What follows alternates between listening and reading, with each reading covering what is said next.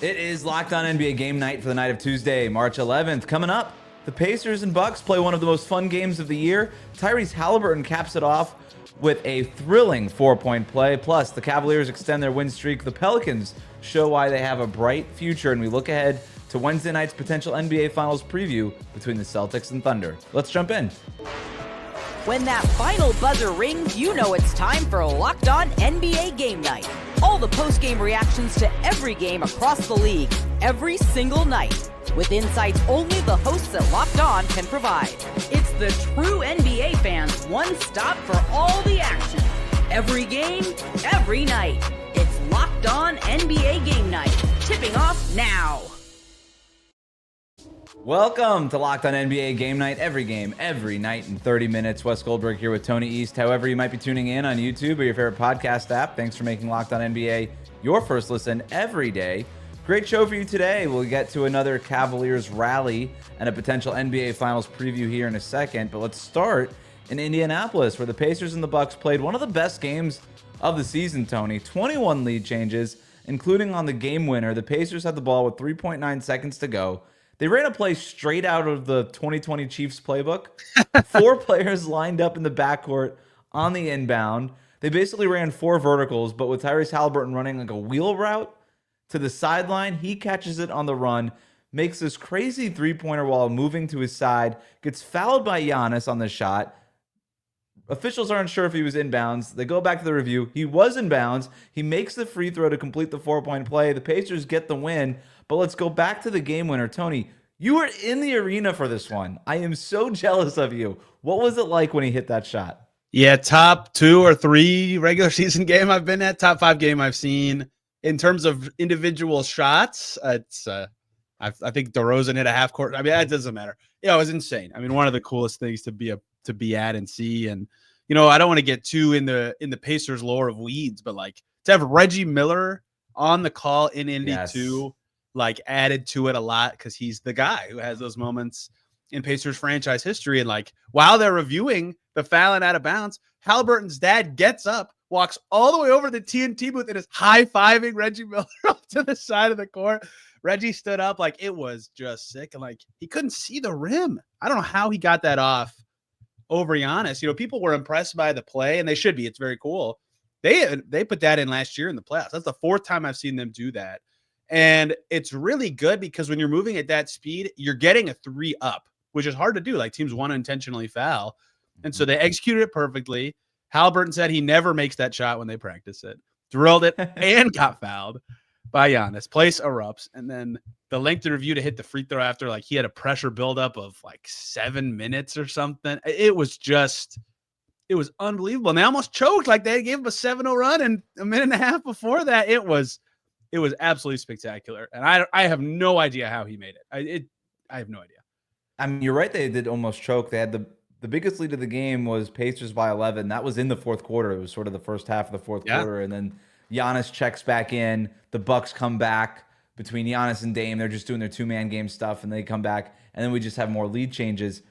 I'm glad you brought up the fact that Rick Carlisle's ran this a few times before. This is not the first time we've seen it. This is the best time we've seen it.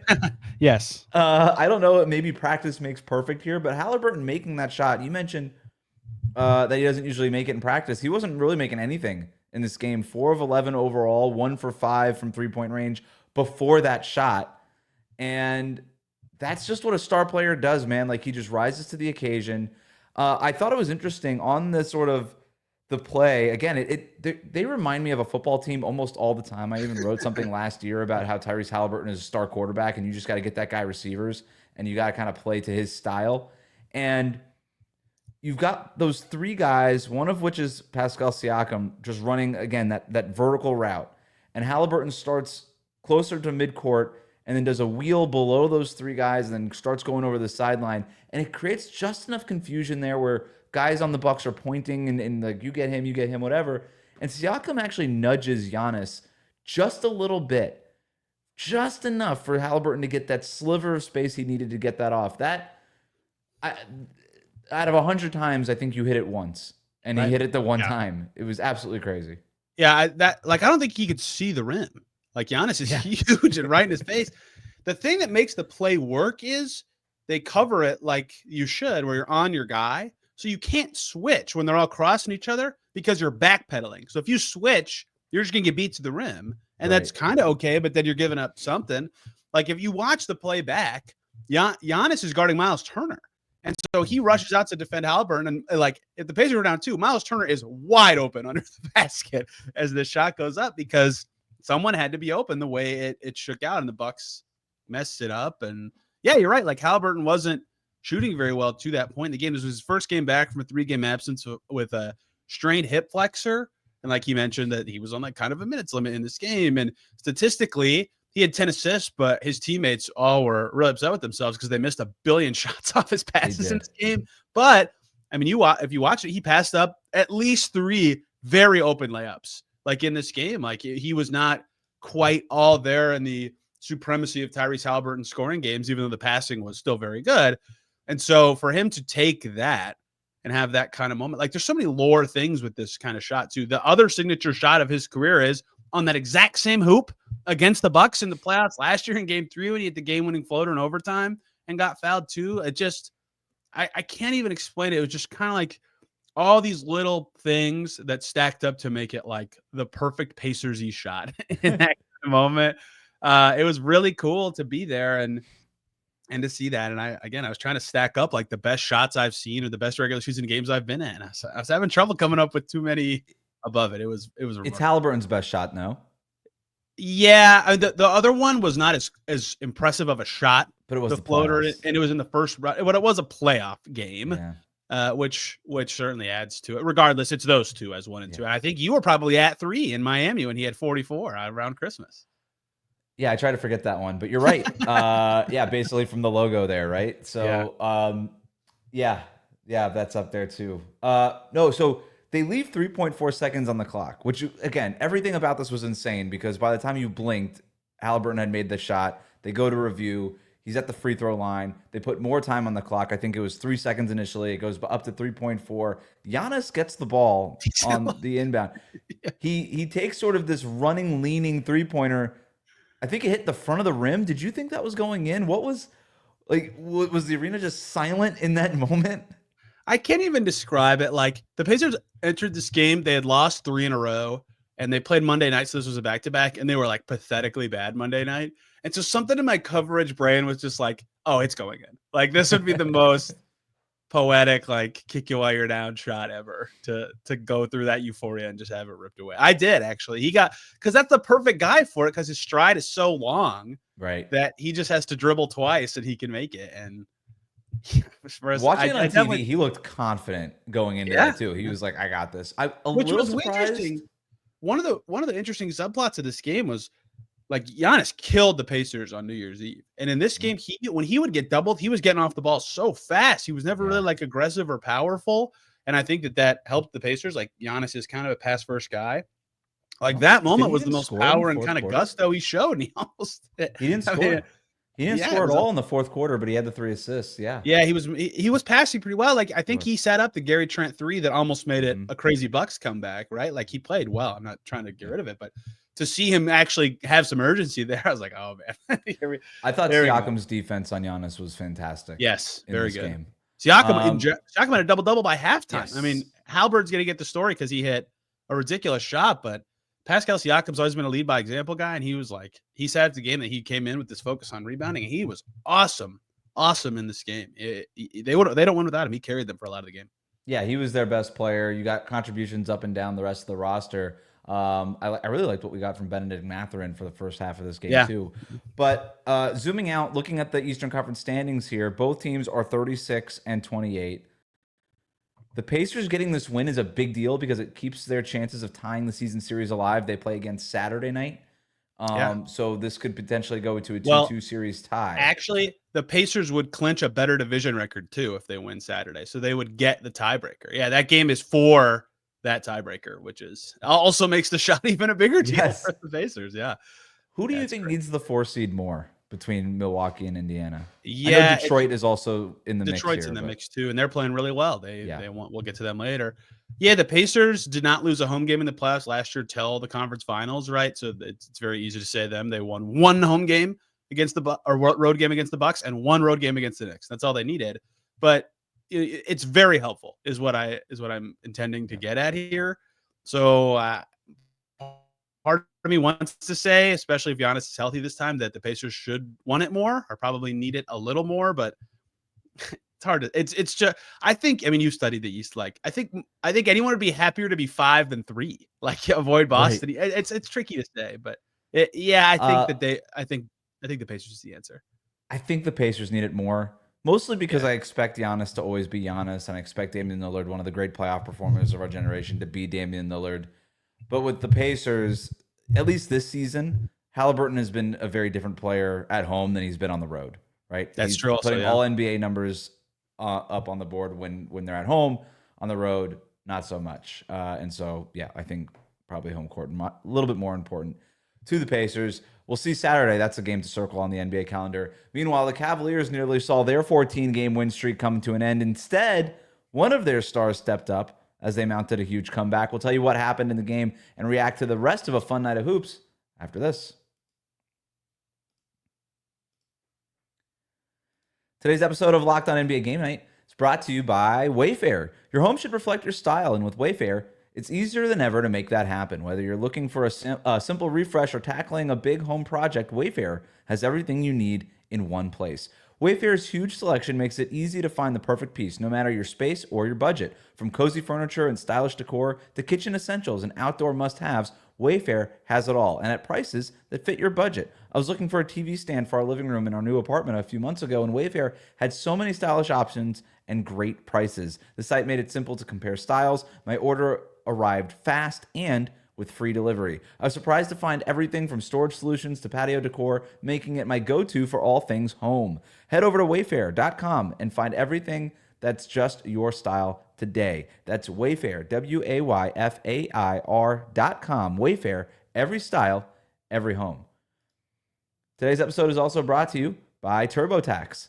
Taxes was waiting and wondering and worrying if you were going to get any money back, and then waiting, wondering, and worrying some more. Now Taxes is matching with a TurboTax expert who can do your taxes as soon as today. An expert who gives your taxes their undivided attention as they work on your return, while you get real-time updates on their progress so you can focus on your day. An expert who will find you every deduction possible and file every form, every investment, everything with 100% accuracy. Also, you can get the most money back guaranteed. No waiting, no wondering, no worries. Now, this is Taxes. Get an expert now on TurboTax.com. Only available with TurboTax Live Full Service, real-time updates only in iOS mobile app. See guaranteed details at TurboTax.com/guarantee. Thanks again for making Locked On NBA Game Night your first listen every night. Best way to support the show is to subscribe on YouTube and on your favorite podcast app. Get to the rest of this Tuesday night slate of hoops. Let's go to Cleveland, where the Cavs came back from 18 points down to beat the Nets and extend their win streak to 15. The Cavaliers are the first team to win multiple 15-game win streaks in a single season since the 2006-2007 Phoenix Suns. If you remember, the Cavs started the season with a 15-game win streak. They won this game without Donovan Mitchell, but it was Darius Garland who took over late. Scored 10 points in the first 4 minutes of the fourth quarter. He was awesome, finished with 30 points, 8 assists. He had a sick right-to-left Euro step that he finished with the floater, just doing all the Darius Garland things. Here's Danny Cunningham from Locked On Cavaliers with more.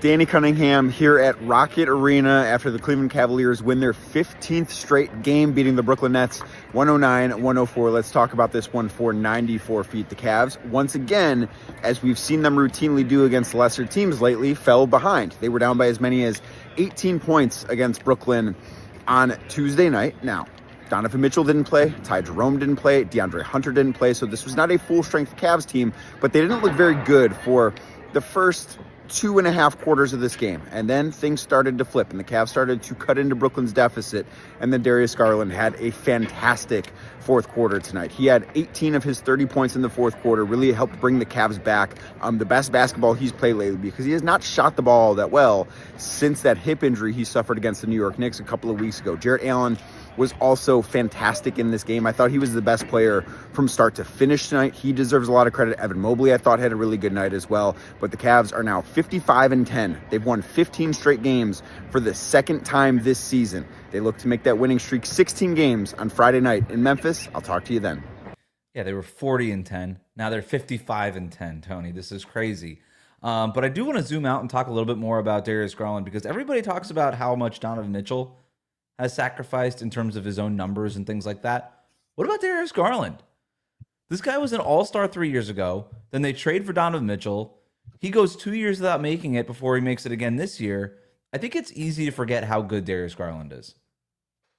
I totally agree. I mean, I've thought at times this season he was their best guard.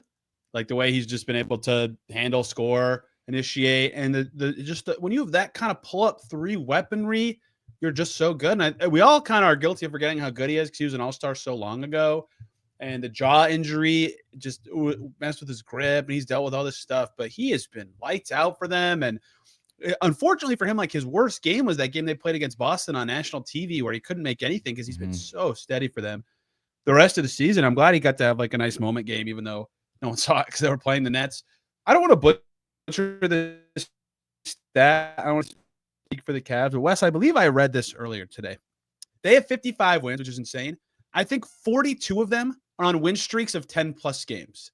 Like, that is insane. That's more than half of a season of games on 10-plus win streaks that they've won. That's like hard to fathom to me. Yeah, it's like when this team wins, it just comes with 10 more wins, right? Every win just comes with a side of 10 wins. It's absolutely crazy. Great stuff going on in Cleveland, but we got another fun one in New Orleans where the Pelicans beat the Clippers 127-120. The Clippers come back from 21 points down. Actually took a lead in the third quarter, but the Pelicans ended up pulling away. Zion Williamson was awesome in this game. 22 points, 12 assists, 10 rebounds. It's his second career triple-double. He did it by playing more than 30 minutes for just the third time since the turn of the calendar. Jake Madison from Locked On Pelicans sent us a video, but it was too loud at the arena, so I don't want to use the audio. I don't want our listeners' ears to bleed here. But basically, he said Zion was in complete command of the offense, played some of his best defense of his career, and if he's playing like this next year, you add a top 5 pick to the group for the Pelicans, they can be competitive next year, and that the future doesn't look too bad in New Orleans. That's from Jake. Tony, do you agree? If DeJounte Murray didn't have his injury, maybe, but that really hurts. That's a stinger. Like they do. I liked their idea of their team this year. They did some interesting stuff in the playoffs last year, even without Zion. Like Ingram was trying his best against the Thunder, right? But yeah, no, I think that Zion's amazing, right? Like he can will them to wins like this all the time, especially when he's able to actually play enough. Like Eve Meese's something. Hawkins is pretty good. CJ McCollum has some nights where he looks unstoppable. Trey Murphy, another ascent. We talked about this, I believe, right, on one of our game nights, where that like his off the dribble improvements have been something. Like they have talent on their team. It just doesn't feel like adding a 5th pick or whatever. You know, if it's flag, maybe, but there is going to help them right away, right? Their long-term prognosis is still pretty solid if you have Zion on your team, but I have a suspicion that they might not be awesome next year. Just kind of like, okay. They feel play-any to me. I agree. Next year, which is way better than what they've been this year. So I guess that's an if they had Murray, I could go a little higher than that, right? But they won't for a lot of the year. Maybe they sneak in as a 6 seed, but like that still kind of feels like what we're saying here. Zion's awesome. If he's healthy and he's playing for them, that's great, especially if he's playing like this. But that's the problem with Zion is you have to sort of bake in 20 to 30 to 40 games where it's just not going to happen.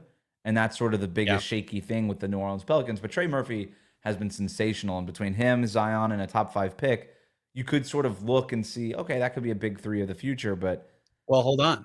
Let me say this. If they got a first for Ingram, top 5 pick, Hawkins, Eve Meese, are they sneakily a player for very good trade partner X or Y very soon? That, I think, is how they get good fast.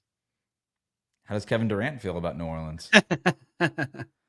Let's go to Detroit for our last game here, where the Pistons beat the Wizards 123-112.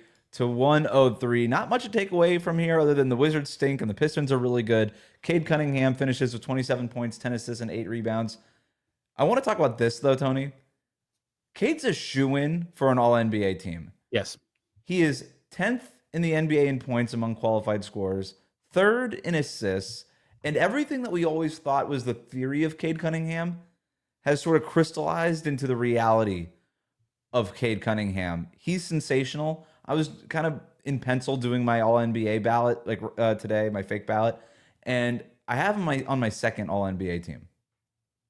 I don't think that's crazy. Do you remember? Of course you do. You're like me. We can't get off the internet.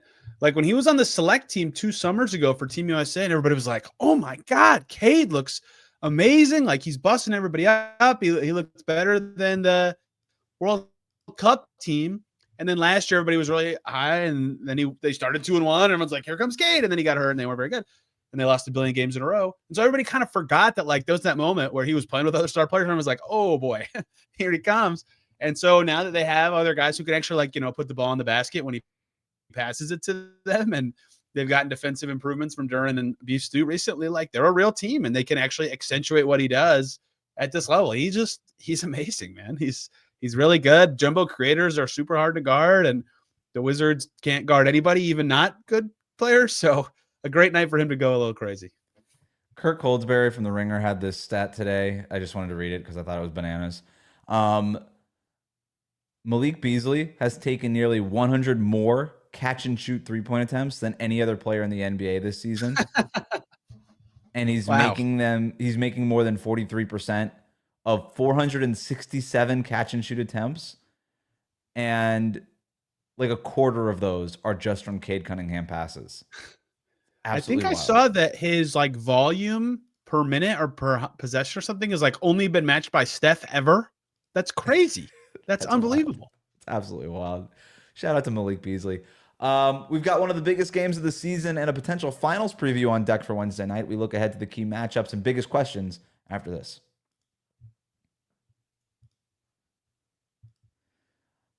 Today's episode is brought to you by Skims. When I found out Skims was making underwear for men, well, needless to say, I was intrigued. I've heard so much about their quality from friends and family, so I had to give it a try. Let me tell you. Lives up to the hype. I've always had issues with underwear. Fit, comfort, just finding the right style for me. Skims changed all of that. Their men's line offers something for everyone, from boxer briefs to classic briefs, all designed with the perfect balance of comfort and style. I tried the Skims 5-inch boxer brief, and I gotta tell you, I'm hooked. These are perfect for my active lifestyle. They move with me. They never lose their shape. They stay in place all day, whether I'm working out or just running errands. They're the most comfortable and reliable underwear I've ever owned. Plus, the lightweight material feels amazing, almost like you're wearing nothing at all. Shop Skims Men's at skims.com/LockedOnNBA and Skims stores. Let them know we sent you. After you place your order, select podcast in the survey. Select our show in the drop-down menu that follows. We'll be right back.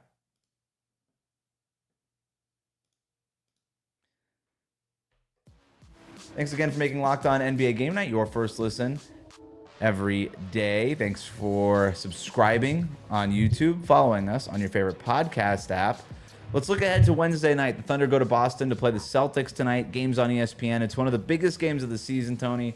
A potential NBA Finals preview. It's the favorite to be the Finals matchup according to FanDuel. These teams and according to me. And according to Tony East. These teams have only played once before because that's how conferences work. January 5th, the Thunder won 105-92. The only key injury in that game was Chet Holmgren. We do have a few more injuries in this game we'll get to here in a second. The Celtics missed 37 of their 46 three-point attempts in that game. Shai Gilgeous-Alexander had 33 points in that game. Quick injury report for Wednesday night. Kristaps Porzingis, Jason Tatum, both are questionable.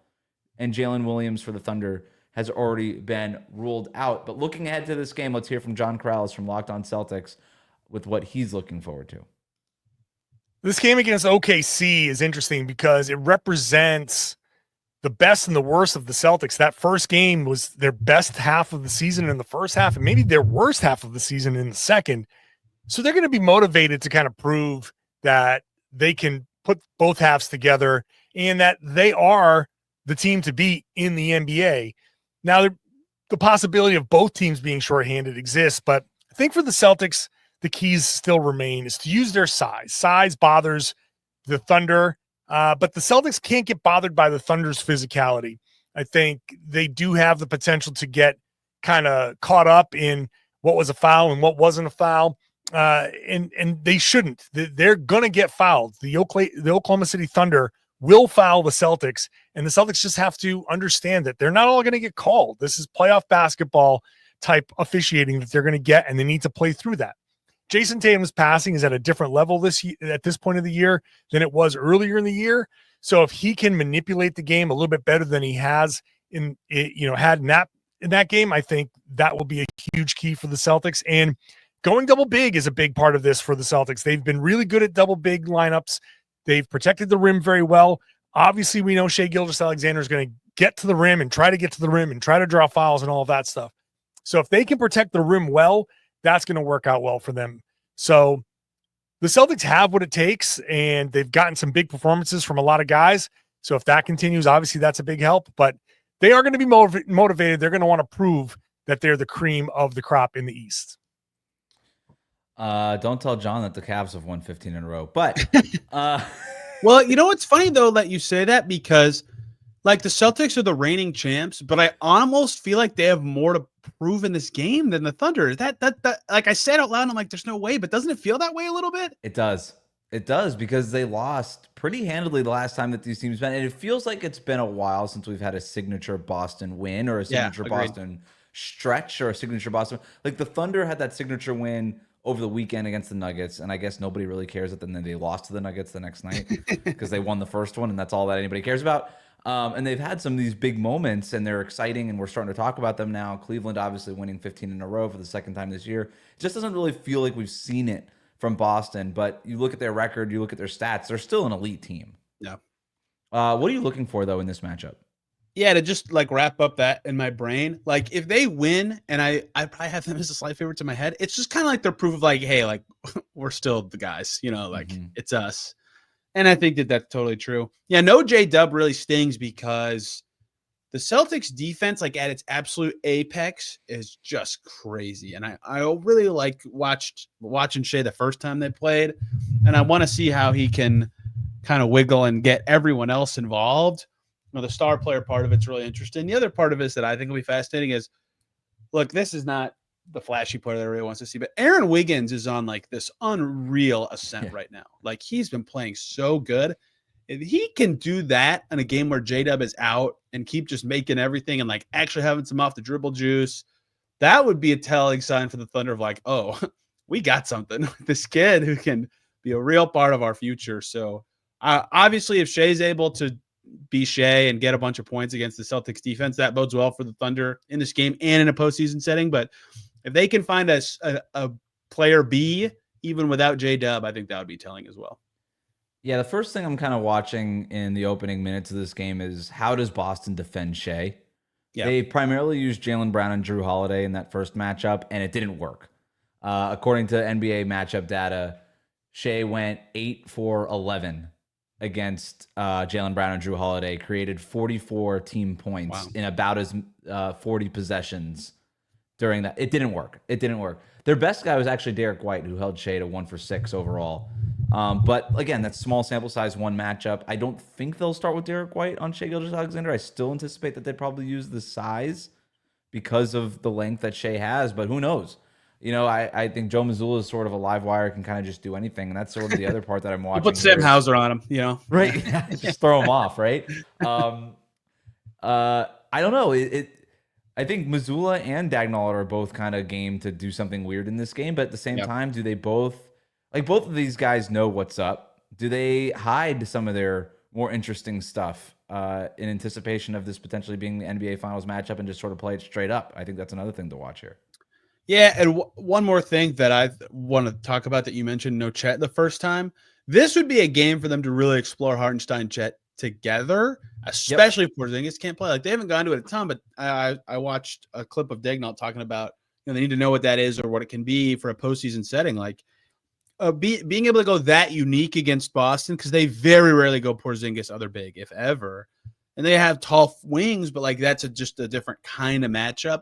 That Right. could be an interesting card that I'll be looking out for. Like if the Thunder can get rolling with both of those guys out there, that is where I think they can have a huge advantage because you can't teach size, and they can have a lot on the floor at the same time. They've been starting the Hartenstein, Holmgren lineups, but to your point, they haven't kept them on the floor together Right. for that many minutes.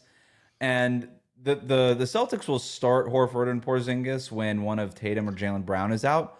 But if Porzingis, he's already questionable for this game, he might not be a factor in this game. Tatum could also not be a factor in this game, and that would kind of muck up any kind of thing that we can glean from this thing. But yeah, I do wonder if Dagnall is like, let me try the big lineup against this team, or does he say, I don't want to do it. You nailed it. They both do the same thing. They both. both start those guys and then immediately go to one or the other, like the rest Yeah. of the half, basically, right? And maybe they close halves with it, but that is for a Celtics team that wants to have a billion wings out there that can all create and defend, and that's great. There's two tall guys. Go deal with them, right? That'll be interesting to me. It's going to be a fascinating game. We'll see what we can actually get from it depending on the injuries, but it's going to have there's going to be an atmosphere about it. There's going to be a lot of anticipation around it. And of course, our friends at Locked On NBA Game Night Wednesday night will be there to react to it. That wraps up Locked On NBA Game Night. Every game, every night. Make sure you're subscribed on YouTube and wherever you get your podcasts.